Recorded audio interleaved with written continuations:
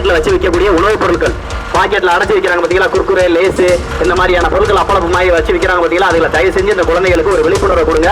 40 ஆண்டுகளுக்கு பிறகு என்ன நோய் வர வேண்டும் என்று இப்போதே கார்ப்பரேட் நிறுவனங்கள் முடிவு செய்து நம்மளுக்கு 40 வருஷத்துக்கு பின்னாடி என்ன நோயெல்லாம் வரணுமோ அதை பூராத்தி இப்ப உணவு மூலமா பரப்புறாங்க. நாம் இருவர் நமக்கு ஒருவர்னு ஒரு சட்டத்தை கொண்டாந்தாங்க, ஒரு விழிப்புணர்வை கொண்டாந்தாங்க. நாம் இருவர் நமக்கு ஒருவர்னு ஒரு விழிப்புணர்வை கொண்டாந்தாங்க. இதெல்லாம் எதுக்காக? மக்கள் தொகை குறைக்க. அதற்கு பிறகு என்ன சொன்னாங்க? நாம் இருவர் நமக்கு ஒருவர்னாங்க. அதற்கு பிறகு நாம் இருவர் நாமே குழந்தை நமக்கேன் குழந்தைனாங்க. இப்படி பல்வேறு வகையான திட்டங்களை தீட்டி கடந்த 40 ஆண்டுகளுக்கு மேலாக இங்க இருக்கக்கூடிய மக்கள் தொகை பெருக்கத்தை தடுக்கணும்னு சொல்லிட்டு மத்திய அரசு, மாநில அரசு பல திட்டங்களை கொண்டாந்தாங்க, பல விழிப்புணர்வுகளை கொண்டாந்தாங்க. ஆனா இன்னைக்கு பாருங்க, கடந்த ஒரு 10 ஆண்டுகளை எடுத்து பாத்தீங்கன்னா குழந்தையின்மை அதிகமா இருக்கு. செயற்கை கருத்தரிப்பு மையங்கள், குறிப்பா ஃபெர்டிலிட்டி சென்டர் சொல்லுவாங்க, செயற்கை கருத்தரிப்பு மையங்கள் இன்னைக்கு உலகமெங்கும், குறிப்பா இந்தியா முழுக்க, குறிப்பா தமிழ்நாடு முழுக்க இன்னைக்கு செயற்கை கருத்தரிப்பு மையங்கள் உருவாயிருக்குன்னா அதற்கு காரணம் நாம சாப்பிட்ட விதையில்லாத காய்கறிகள், விதையில்லாத பழங்கள், விதையில்லாத உணவுப் பொருட்கள். நாம் தமிழர் கட்சி என்பது வெறுமன வாக்குக்கான கட்சி அல்ல, உங்கள் வாழ்க்கைக்கான கட்சி. ஒரு தடவை நாங்க சொல்றதை தயவு செஞ்சு விட்டு பாருங்க. நீங்க எங்களுக்கு ஓட்டு போடணும் நாங்க எதிர்பார்க்கிறோம். ஒருவேளை நீங்க எங்களுக்கு ஓட்டே போடாட்டியும் கூட பரவாயில்ல, அதை பத்தி எங்களுக்கு கவலையில. நாங்க தொடர்ச்சியா கத்திக்கிட்டே இருந்து கூட நாங்க சாவமே தவிர ஒருபோதும் கூட்டணி கட்சின்னு போக மாட்டோம், பணத்துக்கு வரவாக மாட்டோம். ஆனா ஒண்ணு மட்டும் நீங்க தெரிஞ்சுக்க, உங்கள் பிள்ளைகளுடைய எதிர்காலம் உங்க கையில இருக்கு. உங்கள் நாட்டின் எதிர்காலம் உங்க ஒத்த விரல இருக்கு. உங்க பிள்ளைகளுடைய எதிர்காலம் உங்க கையில இருக்கு. கடைக்காரங்களும் மன்னிச்சுக்கிறேன், கடைக்காரங்க தப்பா நினைக்கிறேன், உங்க வியாபாரத்துக்கு எடுக்கணும் என் நோக்கம் இல்ல. இருந்தாலும் உண்மை நிலவரத்தை சொல்லணும். இந்த குர்குரேன்னு சொல்றாங்கல்ல, இந்த குர்குரே ஒரு பாப்பா 10 ரூபா கலர் குடிச்சிட்டு இருக்கு. இந்த 10 ரூபாய்க்கு கலர் விற்கிறாங்க, பச்சை கலர்ல, மஞ்சள் கலர்ல அந்த மாதிரி கலர் விற்கிறீங்களா, அதுல எதுவுமே உண்மையிலேயே பழங்கள்லாம் கிடையாது. மேங்கோன்னு சொல்லி விற்பாங்க, அதுல உண்மையிலேயே பழச்சாரோ பழக்கூழோ எதுவுமே கிடையாது. அங்க இருக்கக்கூடிய அந்த 10 ரூபா கலர்ல இருக்கிறது பூராமே, 10 ரூபா கலர்ல இருக்கிறது பூராமே கெமிக்கல். தயவு செஞ்சு இந்த பாக்கெட்ல வச்சு விற்கக்கூடிய உணவுப் பொருட்கள், பாக்கெட்ல அடைச்சு விற்கிறாங்க பாத்தீங்களா, குர்குரே, லேஸ் இந்த மாதிரியான பொருட்கள் அப்பளப்புமாய் வச்சு விற்கிறாங்க பாத்தீங்களா, அதுல தயவு செஞ்சு இந்த குழந்தைகளுக்கு ஒரு விழிப்புணர்வை கொடுங்க. 40 ஆண்டுகளுக்கு பிறகு என்ன நோய் வர வேண்டும் என்று இப்போதே கார்ப்பரேட் நிறுவனங்கள் முடிவு செய்து நம்மளுக்கு 40 வருஷத்துக்கு பின்னாடி என்ன நோயெல்லாம் வரணுமோ அதை பூராத்தி இப்ப உணவு மூலமா பரப்புறாங்க. அதுல மிக முக்கியமானது இந்த பெட்டி கடைகள்ல விற்கக்கூடிய உணவுப் பொருட்கள், பாக்கெட்ல அடைச்சு விற்கக்கூடிய அப்பளப்பு, குர்குரே, லேஸ் இந்த மாதிரியான உணவுப் பொருட்கள், இந்த மாதிரியான நொறுக்கு தீனியை வாங்கி திங்க விடாதீங்க. அதே மாதிரி இந்த 10 ரூபாய்க்கு ஒரு கலர் இருக்கு, 20 ரூபாய்க்கு ஒரு கலர் இருக்கு, அந்த மாதிரி கலர்களை வாங்கி குடிக்க விடாதீங்க. வேணும்னா வீட்டிலேயே ஏதாவது எலுமிச்சம்பழம் ஜூஸ் போட்டு கொடுங்க, ரொம்ப விலை கம்மியாவே எலுமிச்சம்பழம் ஜூஸ் போட்டு கொடுக்கலாம். பிள்ளைகளுக்கு கடலை மிட்டாயி, கோகோ மிட்டாயி, எள்ளு மிட்டாயி இந்த மாதிரி முட்டாய்களை வாங்கி கொடுத்து பழக்குங்க. அதாவது நம்ம இயற்கையா அந்த காலகட்டங்கள்ல இருந்து நம்ம குடும்பங்கள்ல நம்ம முன்னோர்கள் நம்மளுக்கு வாங்கி கொடுத்த கடலை மிட்டாயி, எள்ளு மிட்டாயி, பொட்டுக்கடலை மிட்டாயி, இந்த மாதிரியான கொக்கோ மிட்டாய், இந்த மாதிரியான முட்டாய்களை வாங்கி கொடுங்க. கடலை பருப்பு, பட்டாணி கடலை இந்த மாதிரியான பருப்பு வகையில வாங்கி கொடுங்க. தயவு செஞ்சு குர்குரே இந்த மாதிரியான நொறுக்கு தீனியில வாங்கி கொடுக்காதீங்க. இன்னைக்கு ஒரு காலத்துல 40 வருஷத்துக்கு முன்னாடி, 50 வருஷத்துக்கு முன்னாடி ஒரு குடும்பத்துல 10 குழந்தை இருக்கு, 5 குழந்தை இருக்கு, 8 குழந்தை இருக்குன்னு சொல்லிட்டு குழந்தைகளை கருத்தடை செய்ய வேண்டும் என்று, தாய்மார்களுக்கு கருத்தடை செய்ய வேண்டும் என்று அரசாங்கம் கட்டுப்பாடுகளை விதித்து, விழிப்புணர்வுகளை விதித்து நாம் இருவர் நமக்கு ஒருவர்னு ஒரு சட்டத்தை கொண்டாந்தாங்க, ஒரு விழிப்புணர்வை கொண்டாந்தாங்க. நாம் இருவர் நமக்கு ஒருவர்னு ஒரு விழிப்புணர்வை கொண்டாந்தாங்க. இதெல்லாம் எதுக்காக? மக்கள் தொகை குறைக்க. அதற்கு பிறகு என்ன சொன்னாங்க? நாம் இருவர் நமக்கு ஒருவர்னாங்க. அதற்கு பிறகு நாம் இருவர் நாமே குழந்தை நமக்கேன் குழந்தைனாங்க. இப்படி பல்வேறு வகையான திட்டங்களை தீட்டி கடந்த 40 ஆண்டுகளுக்கு மேலாக இங்க இருக்கக்கூடிய மக்கள் தொகை பெருக்கத்தை தடுக்கணும்னு சொல்லிட்டு மத்திய அரசு, மாநில அரசு பல திட்டங்களை கொண்டாந்தாங்க, பல விழிப்புணர்வுகளை கொண்டாந்தாங்க. ஆனா இன்னைக்கு பாருங்க, கடந்த ஒரு 10 ஆண்டுகளை எடுத்து பாத்தீங்கன்னா குழந்தையின்மை அதிகமா இருக்கு. செயற்கை கருத்தரிப்பு மையங்கள், குறிப்பா ஃபெர்டிலிட்டி சென்டர் சொல்லுவாங்க, செயற்கை கருத்தரிப்பு மையங்கள் இன்னைக்கு உலகமெங்கும், குறிப்பா இந்தியா முழுக்க, குறிப்பா தமிழ்நாடு முழுக்க இன்னைக்கு செயற்கை கருத்தரிப்பு மையங்கள் உருவாயிருக்குன்னா அதற்கு காரணம் நாம சாப்பிட்ட விதையில்லாத காய்கறிகள், விதையில்லாத பழங்கள், விதையில்லாத உணவுப் பொருட்கள். இந்த விதையில்லாத காய்கறிகளையும் விதையில்லாத பழங்களையும் இந்த கார்ப்பரேட் நிறுவனங்கள் உலகளாவிய இருக்கக்கூடிய இலுமினாட்டிஸ் சொல்லக்கூடியவங்க, இங்க இருக்கக்கூடிய ஒரு சீக்ரெட் சொசைட்டின்னு சொல்லக்கூடிய நபர்கள் மனிதர்களுக்கு நோயை பரப்பி நோயின் மூலமாக காசு சம்பாதிக்கிறதுக்கு ஆசைப்பட்டா நாம ஜல்லிக்கட்டு போராட்டம் வந்ததுக்கான காரணமே மாடுகளுக்கு செனவூசி போட்டு மாடுகளை மலட்டுத்தன்மையான மாடுகளாக உருவாக்கி மலட்டுத்தன்மையான பால்களை உருவாக்குனாங்க. ஒருவேளை நாட்டு மாடுகள் இந்தியாவில், தமிழ்நாட்டில் அதிகமாக நாட்டு மாடுகளுடைய எண்ணிக்கை அவங்களால குறைக்க முடியல. காரணம், இங்க ஊருக்கு கோயிலுக்கு நேர்ந்து விடப்பட்ட கோயில் மாடுகள், ஜல்லிக்கட்டு மாடுகள். இந்த ஜல்லிக்கட்டு மாடுகள் என்ன பண்ணுச்சு? ஆட்டோமேட்டிக்கா இனப்பெருக்கத்தை, நாட்டு மாடுகளுடைய இனப்பெருக்கத்தை அதிகப்படுத்திட்டே இருந்துச்சு. அப்ப ஜல்லிக்கட்டை அழிச்சாதான், இந்த ஜல்லிக்கட்டு காளைகளை அழித்தால்தான் விதைகள், அதாவது ஜல்லிக்கட்டு காளைகள் அழித்தால்தான் மரபணு மாற்றம் செய்யப்பட்ட அல்லது மரபணு மாற்றம் செய்யப்பட்ட மாட்டின் மூலமாக, பாலின் மூலமாக நம்மளுக்கு நோயை பரப்ப முடியும் நினைச்சு தொடர்ச்சியாக இந்த ஜல்லிக்கட்டுக்கு எதிராக செய்தார்கள்.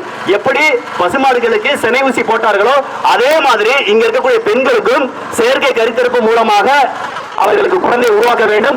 அந்த குழந்தை என்பவன் மலட்டுத்தன்மையாக இருக்க வேண்டும் என்பதை 40 ஆண்டுகளுக்கு முன்னாடியே திட்டமிட்டு இந்த கார்பரேட் நிறுவனங்கள் விதையில்லாத காய்கறிகளையும், விதையில்லாத பழங்களையும், விதையில்லாத தக்காளி, விதையில்லாத பப்பாளி, விதையில்லாத திராட்சை, விதையில்லாத காய்கறி என்று விதையில்லாத பொருட்களை, உணவுப் பொருட்களை பூரா நம்மளுக்கு கொடுத்து ஆண்களுக்கும் விதையில்லாமல் செய்து அவர்களை குழந்தை பிறக்க ஏதுவாக இல்லாத அளவிற்கு அவர்களுடைய உயிரணுக்களை இல்லாமல் பண்ணிட்டாங்க. அது மாதிரியான கார்பரேட் நிறுவனங்களோட திட்டம் தான் இந்த குழந்தைகளுக்கு அடுத்த 40 ஆண்டுகளுக்கு பிறகு என்ன நோய் வரணும்னு சொல்லி முடிவு செஞ்சு இந்த மாதிரியான உணவுப் பொருட்கள் கொடுக்குறாங்க. ஆகவே இந்த டீசல் சொல்லி கொடுக்குற அக்கா, இங்க இதை கேட்டு தாய்மார்கள், உங்க பிள்ளை நல்லா இருக்கணும், உங்க பிள்ளை நல்லா இருக்கான்னு சொல்லி இந்த கருத்தை தயவு செஞ்சு நான் சொல்றேன். உங்கள்ட்ட ஓட்டு கேட்டு வந்தவே இல்லை.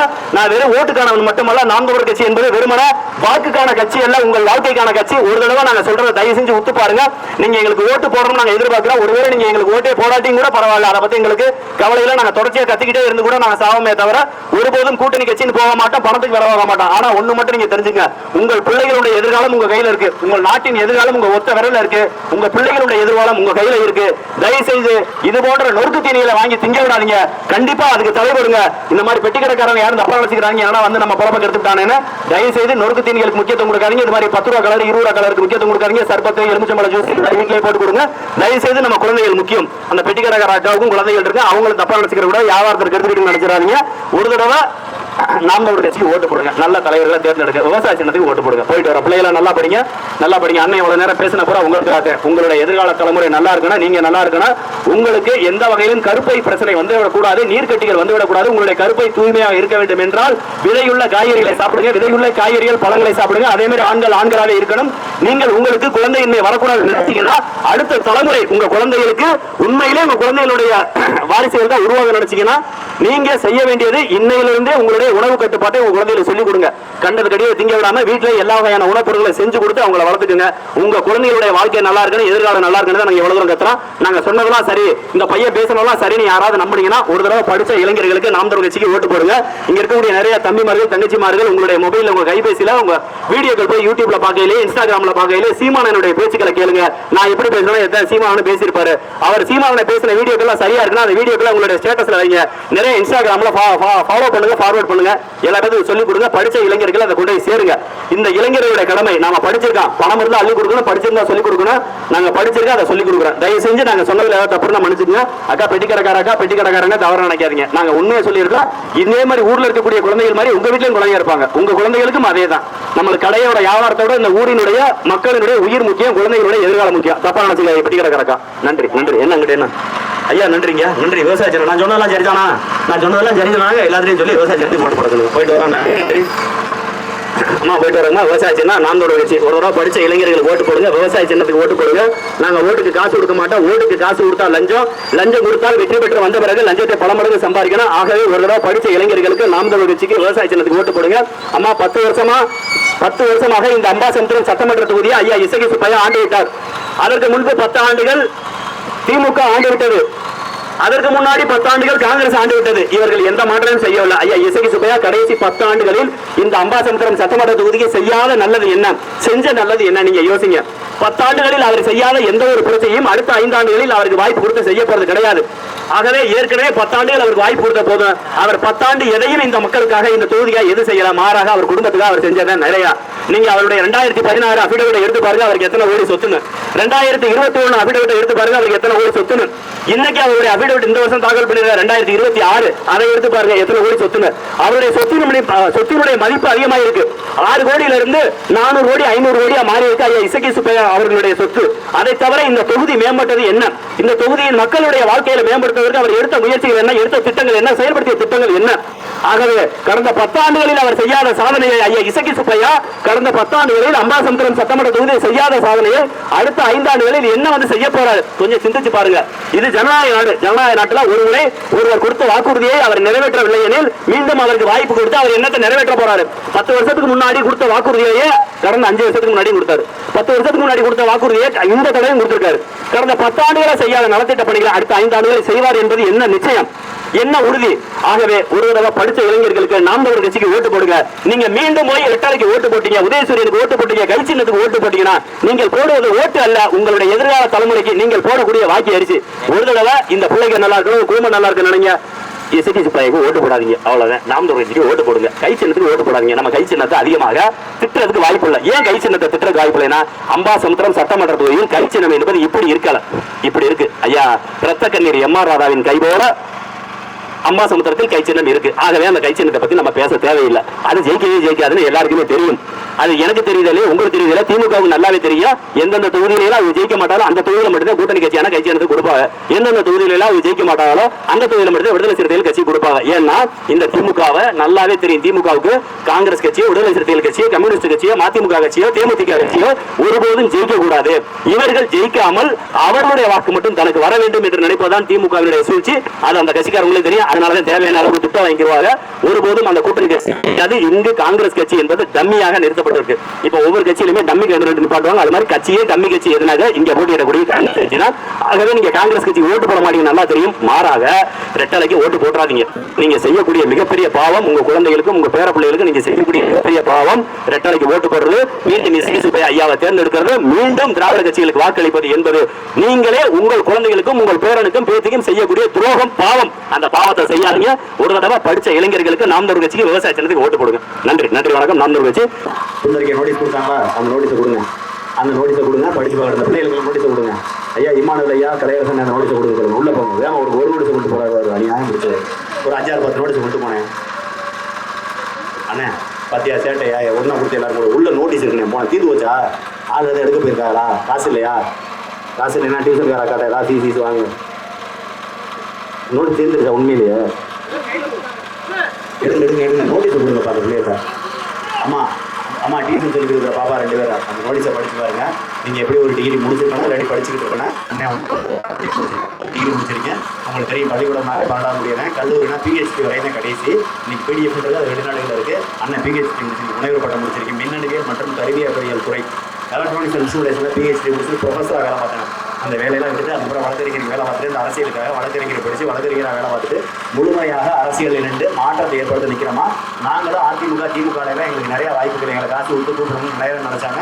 ஆனாலும் காசு கொடுத்து ஆசைப்படாமல் நாங்கள் நிற்கிறதுக்கான காரணம் இந்த ஜென்மத்தில் நம்ம பிறந்திருக்கோம், இந்த பூமியில் பிறந்திருக்கோம். இறைவன் நம்மளுக்குன்னு சொல்லிட்டு ஒரு கடமையை கொடுத்துருப்பார்.